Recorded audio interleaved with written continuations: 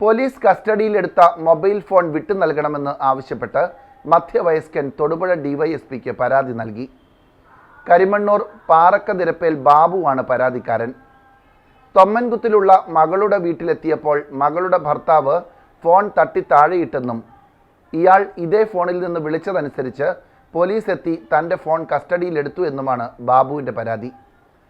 ഒപ്പം ഉണ്ടായിരുന്ന 3000 രൂപ കാണാനില്ലെന്നും ഇതും പോലീസിൻ്റെ കസ്റ്റഡിയിലുണ്ടെന്നുമാണ് ഇയാൾ പറയുന്നത്.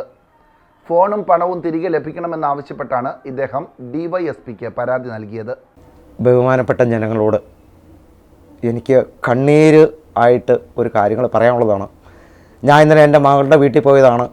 മകളുടെ വീട്ടിൽ പോയി കഴിഞ്ഞപ്പോൾ കരിമണ്ണൂർ പോലീസുകാർ എൻ്റെ മൊബൈലും എൻ്റെ 3000 രൂപ എടുത്തുകൊണ്ട് പോവുകയും ചെയ്യും. അതിന് DSPക്ക് ഇവിടെ പരാതി കൊടുക്കുകയും SP-യുടെ പരാതി നമ്പർ ഇവിടെ കൊടുക്കുകയും ചെയ്തിട്ടുള്ളതാണ്.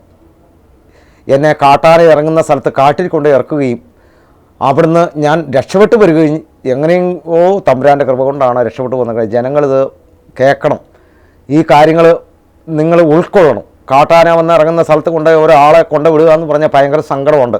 അതും നമുക്ക് സംരക്ഷണം നിൽക്കുക പോലീസുകാർ. അതാണ് ഏറ്റവും വലിയ പോലീസുകാരെന്ന് പറയുമ്പോൾ നമുക്ക് ഏറ്റവും നമ്മുടെ ജീവന് വില നൽകേണ്ട ആൾക്കാരാണ്.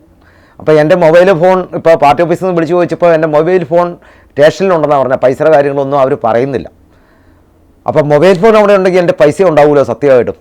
അതുകൊണ്ട് ബഹുമാനപ്പെട്ട ജനങ്ങൾ ഈ എൻ്റെ ഒരു അഭ്യർത്ഥന മാനിച്ച് എനിക്ക് എൻ്റെ പൈസയും എൻ്റെ മൊബൈൽ ഫോണും തിരിച്ചു കിട്ടാൻ വേണ്ടി നിങ്ങളെല്ലാവരും കൂടെ സഹകരിക്കണമേ എന്ന് വളരെ താഴ്മയെ അപേക്ഷിക്കുന്നു.